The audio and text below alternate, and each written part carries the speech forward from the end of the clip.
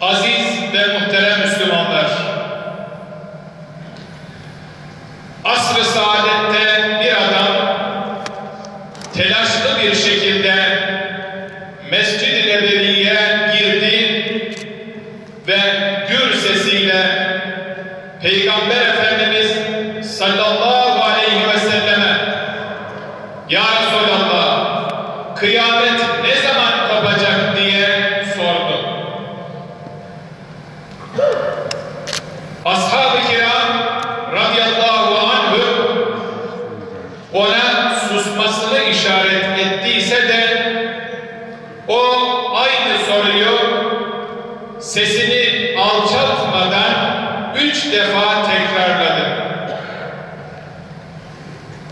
Resul-i Ekrem sallallahu aleyhi ve sellem önce namazı kıldırdı, sonra da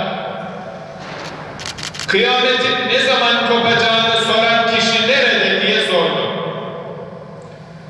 Adam "Benim ya Resulallah" diye cevap verdi. Peygamberimiz "Peki sen kıyamet için ne hazırladın?" buyurdu.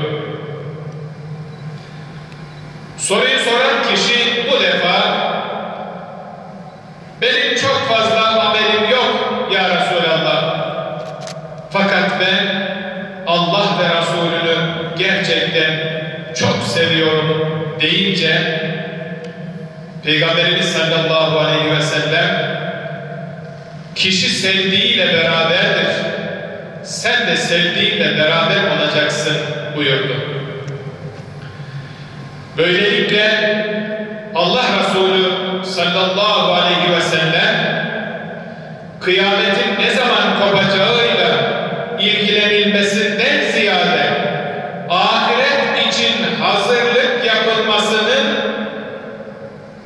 ne kadar önemli bir şey olduğunu ümmetine hatırlatmış oldu.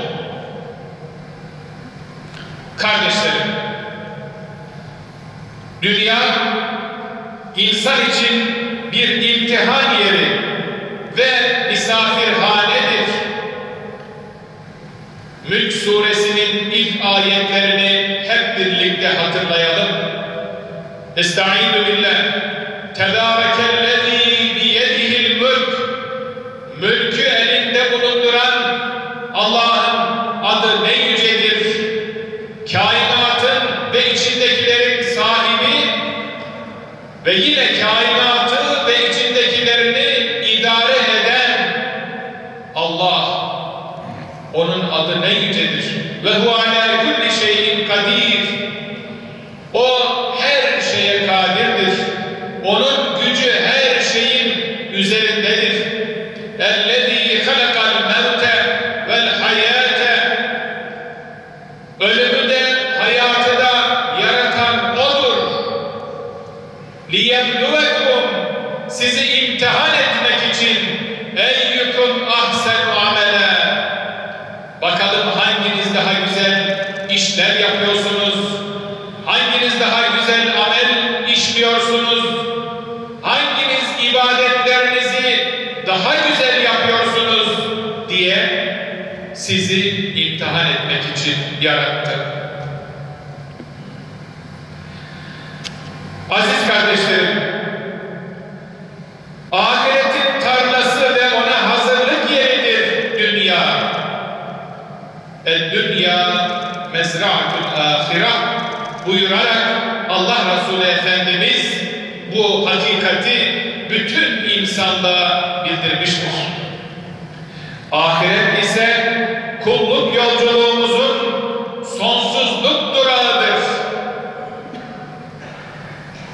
Bizim asıl yurdumuz ve ebedi meskenimizdir ahiret. Ahiret, dünyada iken ektiklerimizi biçeceğimiz, büyük veya küçük, iyi ya da kötü bütün yaptıklarımızın hesabını vereceğimiz yerdir. Yaratılış gayemizi idrak etmemizi sağlar. Rabbimize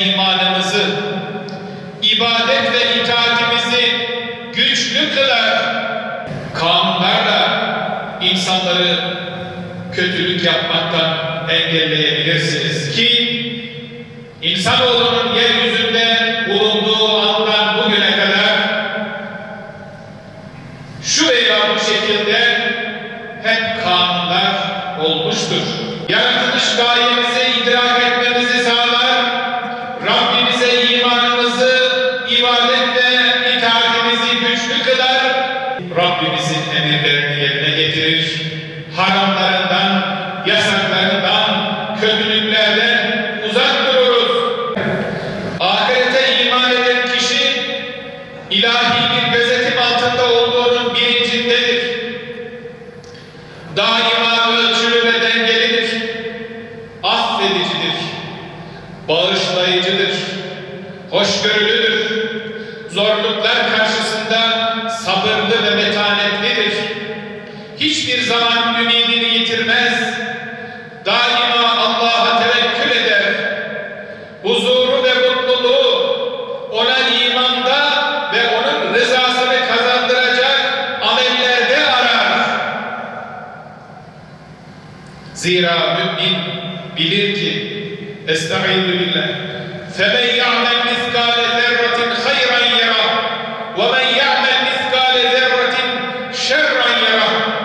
Kim zerre ağırlığınca bir hayır işlerse onun mükafatını görecektir. Kim de zerre ağırlığınca bir şer işlerse, bir kötülük yaparsa onun cezasını mutlaka görecektir. Evet, hepimiz ahiret yolcusuyuz. Bir misafir misali konakladığımız bu dünyadan göç edeceğiz. Ne mutlu kendisini hesaba çeken ve ölümden sonrası için çalışanlara. Ne mutlu mahşer günü kitabı sağından verilenlere. Razı olacakları bir hayat kendilerine bahşedilenlere ne mutlu. İnna Allaha yemuru bil adli vel ihsani